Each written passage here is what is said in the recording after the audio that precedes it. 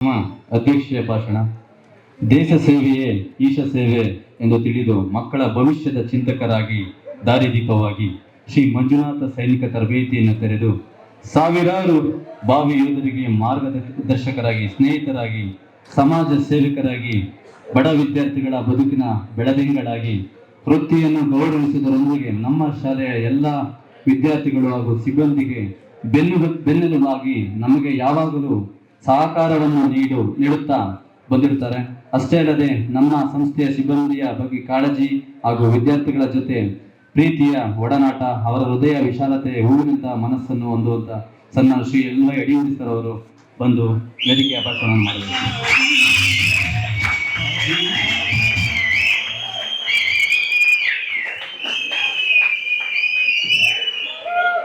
ಬಲು ಭಾರತ್ ಮಾತಾ ಕಿ ವಂದೇ.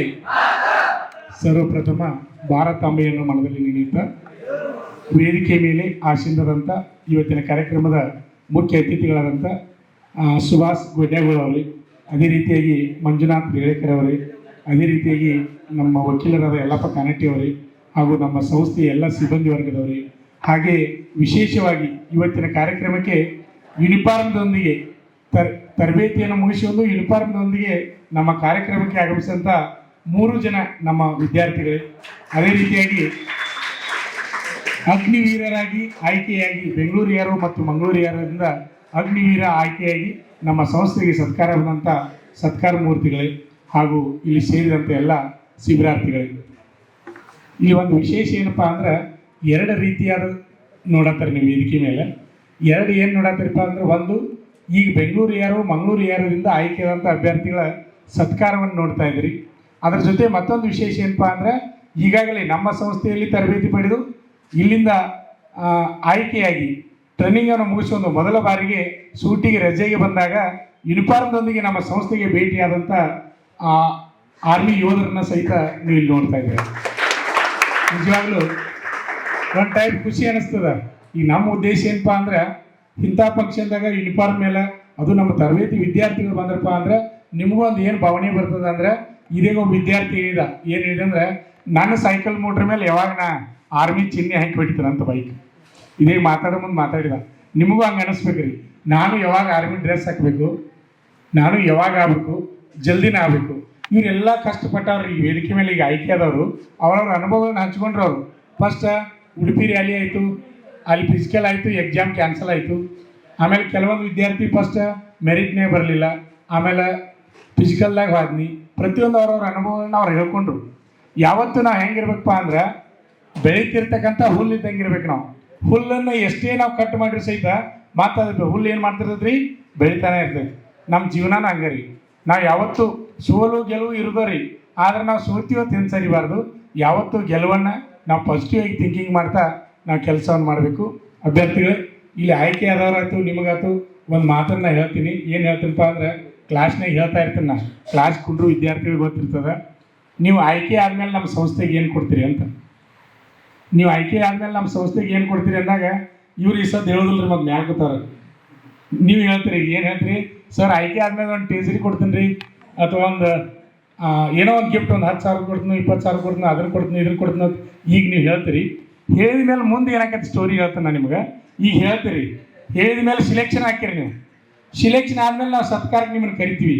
ಕರೆದ ಮೇಲೆ ನಿಮಗೆ ಏನು ಅನ್ಸಾಕತ್ತೆ ಅಂದ್ರೆ, ನಾ ಸರ್ಗೆ ಒಂದು ಟೇಸರಿ ಕೊಡ್ತಾ ಇದ್ದೀನಿ, ಈಗ ನನಗೆ ಹೋಗಾಕ ಖರ್ಚಿಗೆ ರೊಕ್ಕ ಬೇಕು, ಈಗ ಹೆಂಗೆ ಹೋಗೋದು ಅನ್ನಿಸ್ತದೆ ನಿಮಗೆ. ನಿಮ್ಮ ಭಾವನೆ ರೀ ಅದನ್ನ ಹೇಳೋದು. ಈಗ ಹೆಂಗೆ ಹೋಗೋದು ಸತ್ಕಾರಕ್ಕೆ? ಬೇಡ, ಸೂಟಿಗೆ ಹೋಗಿ ಟ್ರೈನಿಂಗ್ ಹೋಗಿ ಟ್ರೈನಿಂಗ್ ಮುಗಿಸಿ ಬಂದ ಅವಾಗ ಟೇಸರಿ ತೊಗೊಂಡು ಸಂಸ್ಥಾಕ್ಕೆ ಹೋಗೋಣ ಅಂತೀರಿ ನೀವು. ಆಮೇಲೆ ನೆಕ್ಸ್ಟ್ ಟ್ರೈನಿಂಗ್ ಹೋಗಿರಿ, ಟ್ರೈನಿಂಗ್ ಮುಗಿಸಿ ಬರ್ತೀರಿ. ಬಂದಮೇಲೆ ನಮ್ಮ ತೆಗೆ ಬಂದು ಭೇಟಿ ಆಗ್ಬೇಕಂತ ಆಸೆ ಇರ್ತದೆ ನಿಮ್ಗೆ ಒಳಗೆ. ಸಂಸ್ಥೆ ಕಲಿತಂಥ ಸಂಸ್ಥೆ ಯಾರೂ ಮರಿದಿಲ್ಲ. ಇಲ್ಲಿ ಬರಬೇಕು, ಭೇಟಿ ಆಗ್ಬೇಕಂತ ಆಸೆ ಇರ್ತದೆ. ಆದ್ರೆ ಅವಾಗ ಏನು ಅನ್ನಿಸ್ತದೆ, ಸರ್ ಒಂದು ಟೇಸರಿ ಕೇಳಿರು, ಈಗ ಇನ್ನೂ ಕಸಮ್ ಪೀರಿಯಡ್ ಆಗಿಲ್ಲ, ಇನ್ನೂ ಪೇಮೆಂಟ್ ಜಮಾ ಆಗಿಲ್ಲ, ಇನ್ನು ಮುಂದಿನ ಸಲ ಬಂದಾಗ ಹೋಗೋಣ ಅಂತ ಹಿಂಗೆ ಅನ್ನಿಸ್ತದೆ. ಹಿಂಗೆ ಎಲ್ಲಿ ಹೋಗತ್ತಪ್ಪ ಅಂದ್ರೆ, ನೀವು ಬಂದು ನನಗೆ ಭೇಟಿ ಆಗೋದಿಲ್ಲ ರೀ. ಯಾಕಂದ್ರೆ ತಲೆಯಾಗಿ ನಿಮಗೆ ಕೊರಿತಿರ್ತೈತ್ರಿ ಅದಂಗೆ, ನಾ ಸರಿಗೆ ಕೊಡ್ತೀನಿ ಇದ್ದೀನಿ ಅಂತೇಳಿ. ಆದ್ದರಿಂದ ವಿದ್ಯಾರ್ಥಿಗಳಿಗೆ ನನಗೇನು ಕೊಡೋದು ಬೇಡ. ನೀವು ಕೊಡುವಂಥ ಕಾಣಿಕೆ ಏನಂದ್ರೆ, ನಿಮ್ಮಿಂದ 4 ವಿದ್ಯಾರ್ಥಿಗಳು ನಮ್ಮ ಸಂಸ್ಥೆಗೆ ಕಳಿಸ್ಕೊಡೋದು ಅದೇ ಒಂದು ಕಾಣಿಕೆ. ಯಾಕಂದ್ರೆ ಅದೇ ಒಂದು ಕಾಣಿಕೆ ನೀವು 4 ಹುಡುಗರು ಒಬ್ಬರಿಂದ 4 ಹುಡುಗರು ಒಬ್ಬರಿಂದ 4 ಹುಡುಗರು ಒಬ್ಬರಿಂದ 4 ಹುಡುಗರು ಬರಾಕತ್ತು ಅಂದ್ರೆ ಅದೇ ಒಂದು ನೀವು ಕೊಡುವಂಥ ಕಾಣಿಕೆ. ವೇದಿಕೆ ಮೇಲೆ ಇದ್ದಂಥ ಎಲ್ಲರೂ ಈಗಾಗಲೇ ಟ್ರೈನಿಂಗ್ ಮುಗಿಸಿ ಬಂದವ್ರ ಹತ್ರ ಎಲ್ಲರೂ ಬಂದು ಕೇಳ್ತಿರ್ತಾರೆ. ಏನು ಕೇಳ್ತಿರ್ತಾರೋ ಅವ್ರನ್ನೂ ಕೇಳ್ತಿರ್ತಾರೆ, ಈಗ ಆಯ್ಕೆ ಆದವ್ರನ್ನೂ ಕೇಳ್ತಿರ್ತಾರೆ. ನೀವು ಎಲ್ಲಿ ಹೋಗಿರಿ ಟ್ರೈನಿಂಗ, ಎಲ್ಲಿ ಚಲೋ ಅವ್ರು ಹೇಳ್ತಾರೆ ಮೂಡ್ಲಿಗೆ ಹೋಗಿನಿ ಅಂದಾಗ ಅಲ್ಲಿ ಫಿಸಿಕಲ್ ಹೆಂಗೆ ಕೋಚಿಂಗ್ ಕೊಡ್ತಾರೋ, ಎಕ್ಸಾಮ್ ಕೋಚಿಂಗ್ ಹೆಂಗೆ ಕೊಡ್ತಾರೋ ಎಲ್ಲ ರೀತಿ ಕೇಳ್ತಾರೆ ಹೋದವರು. ಕೇಳಿದಾಗ ಇವರೊಂದು ಒಳ್ಳೆಯ ಅಭಿಪ್ರಾಯ ಕೊಟ್ಟು ಮಂಜುನಾಥ್ ಸೈನಿಕ ತರಬೇತಿ ಕೇಂದ್ರ ಮೂಡಲಿಯಲ್ಲಿ ಒಳ್ಳೆ ತರಬೇತಿ ಸಿಗ್ತದೆ ಹೋಗ್ರಿ ಅಂತೇಳಿ ಹೇಳಿ ಹುಡುಗರನ್ನ ಕಳಿಸಿರಪ್ಪ ಅಂದ್ರೆ ಅದ ಒಂದು ನಮ್ಮ ಸಂಸ್ಥೆ ಋಣ ತೀರಿಸಿದಂಗೆ. ಆಮೇಲೆ ಇನ್ನೊಂದು ಹೇಳ್ಬೇಕಂದ್ರೆ ಮಾತಾಡಿದ್ರಿ ಅಲ್ಲಿ ಕೂತು ಬೇಕಾದಷ್ಟು ಮಾತಾಡ್ಬೋದು, ಇಲ್ಲಿ ಮೈಕ್ ಹಿಡಿದು ಮಾತಾಡೋದಂದ್ರೆ ಅಷ್ಟು ಈಜಿ ಇಲ್ಲ.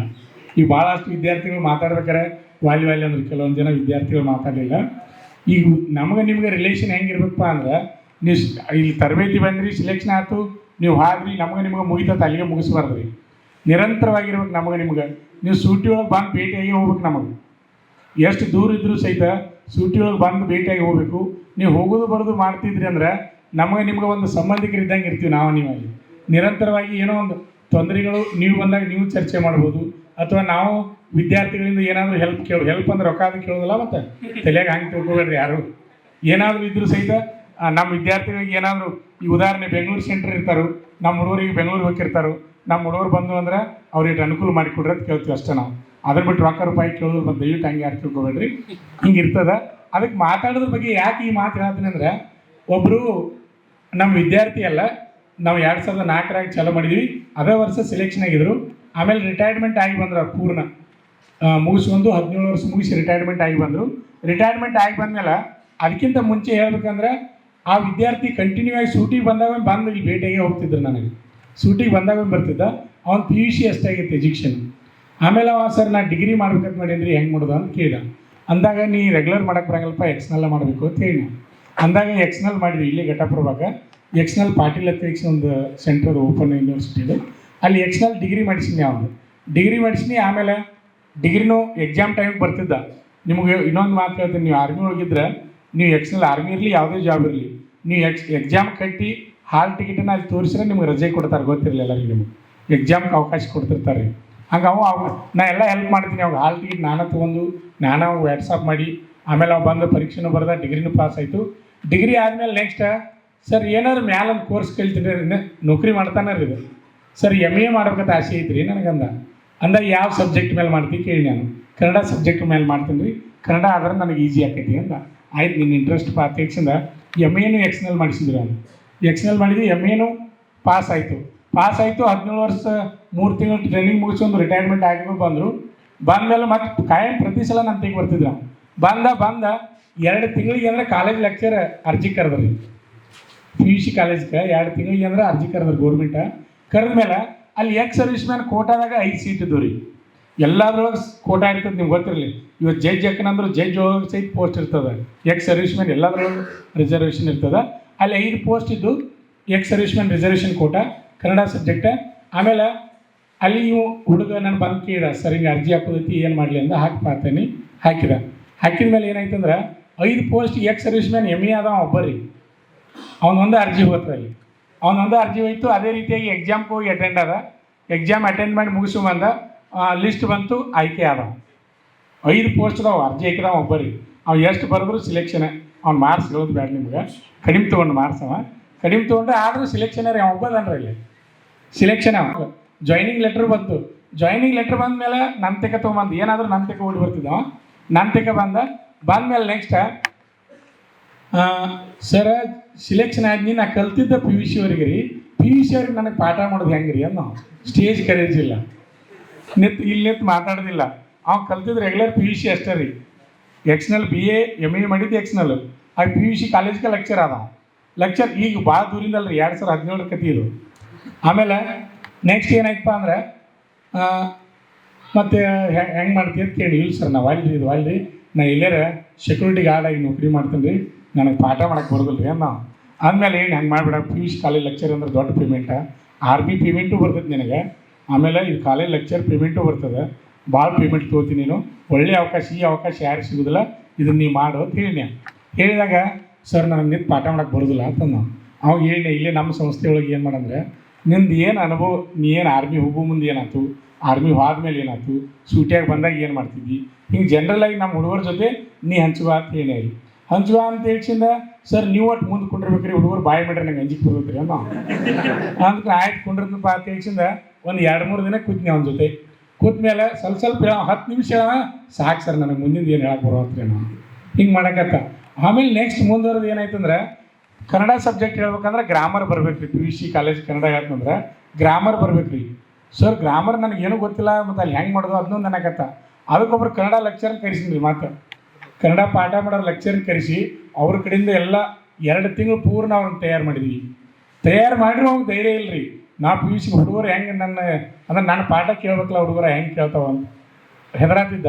ಆಮೇಲೆ ತಯಾರಾಗಿ ಸದ್ ಪ್ರೆಸೆಂಟ್ ಗೌರ್ಮೆಂಟ್ ಕಾಲೇಜ್ ಲೆಕ್ಚರಾಗಿ ವರ್ಕ್ ಮಾಡ್ತಿದ್ದಾನೆ. ಯಾಕಂದ್ರೆ ರಿಲೇಷನ್ ನಮಗೆ ನಿಮ್ಗೆ ಒಂದು ರೀತಿ ಸಂಬಂಧ ನೀವು ಹೋಗೋದು ಬರೋದು ಇತ್ತಂದ್ರೆ ಏನೋ ಸಮಸ್ಯೆಗಳಿರಲಿ ಏನೋ ಇರಲಿ ನೀವು ಚರ್ಚೆ ಮಾಡೋಕ್ಕೆ ಒಂದು ಅನುಕೂಲ ಆಗ್ತದೆ. ಆದ್ದರಿಂದ ನಿಮ್ಗೆ ಹೇಳ್ತೀನಿ, ನೀವೆಲ್ಲರೂ ಆಯ್ಕೆ ಆಗಬೇಕು, ಭಾರತಾಂಬೆ ಸೇವೆಯನ್ನು ಮಾಡಬೇಕು. ನಿಮ್ಮ ತಾಯಿ ತಂದೆ ನಿಮ್ಮ ಕುಟುಂಬ ಕಂಡಂಥ ಕನಸನ್ನು ನನಸು ಮಾಡ್ಕೋಬೇಕು. ಅದಕ್ಕಿಂತ ಹೆಚ್ಚಾಗಿ ನಿಮ್ಮ ಹತ್ರನೂ ಒಂದು ಕನಸದ, ನಾ ಆಗಬೇಕಂತ ಹಠ ಅದ, ಗುರಿ ಅದ, ಏಮ್ ಅದ, ಅದನ್ನು ನೀವು ಮುಟ್ಟಬೇಕು. ನೀವು ಹೆಂಗೆ ಮಾಡ್ತೀರಪ್ಪ ಅಂದ್ರೆ ಒಟ್ಟ ಗುರಿ ಬಿಡಬಾರ್ದು, ಹಠ ಬಿಡಬಾರ್ದು. ಒಮ್ಮೆ ಎಕ್ಸಾಮ್ ಫೇಲ್ ಆಗಲಿ, ಫಿಸಿಕಲ್ ಫೇಲ್ ಆಗಲಿ, ಆದರೂ ಹಠ ಬಿಡಬಾರ್ದು. ಇಲ್ಲಿ ಭಾಳಷ್ಟು ಉದಾಹರಣೆಗಳು ಇಲ್ಲಿ ಮ್ಯಾಲೆ ಸತ್ಕಾರ ಮೂರ್ತಿಗಳು ಕೂತಿದ್ದಾರೆ ವೇದಿಕೆ ಮೇಲೆ. ಅವ್ರ ಅನುಭವನ ಕೇಳಿರಿ ನೀವು. ಒಂದೊಂದು ಮಾತು ಅಷ್ಟೇ ಇಂಪಾರ್ಟೆಂಟ್ ಅವ್ರು ಮಾತಾಡಿದ್ದು, ನಾವೆಲ್ಲ ನೆನಪಿಟ್ಕೋಬೇಕಾಗ್ತದೆ. ಈ ಚಿಕ್ಕ ಜಾಹೀರಾತನ್ನು ನೋಡಿ.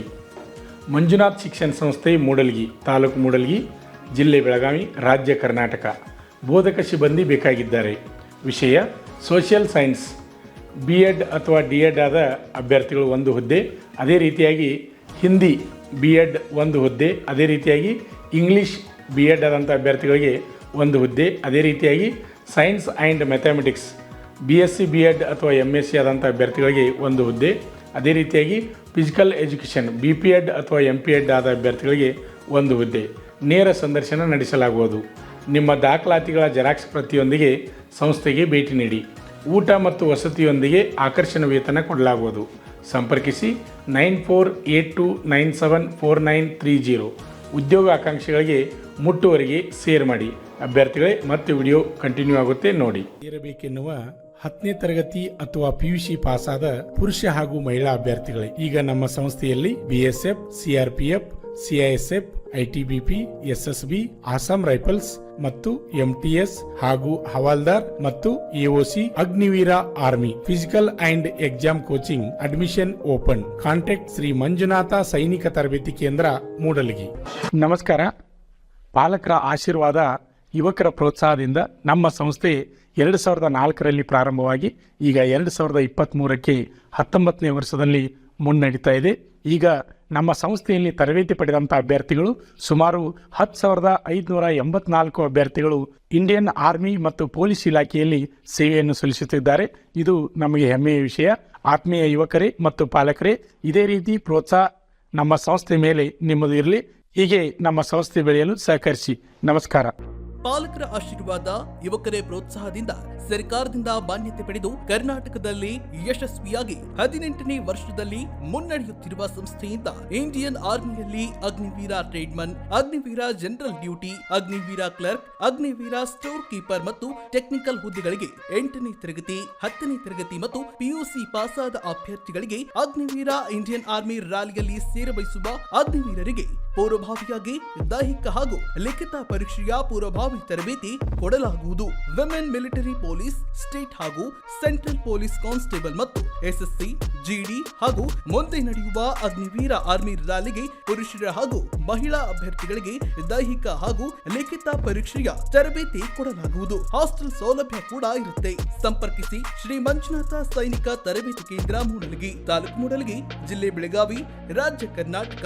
ತರಬೇತಿ ಪಡೆಯಲು ಬರುವಾಗ 3 photo, Aadhaar card xerox, SSLC marks card xerox ಅಥವಾ TC ಜೆರಾಕ್ಸ್ ಮತ್ತು ಊಟ ಮಾಡಲು 1 ಪ್ಲೇಟ್ ಹಾಗೂ ಗ್ಲಾಸ್, ಜೊತೆಗೆ ಹಾಸಿಗೆ, ರನ್ನಿಂಗ್ ಶೂಸ್ ಮತ್ತು ತಮಗೆ ಬೇಕಾದ ಇತರೆ ವಸ್ತುಗಳಿನ ತಾವೇ ತರಬೇಕು. ಪ್ರವೇಶ ಪ್ರಾರಂಭವಾಗಿದೆ.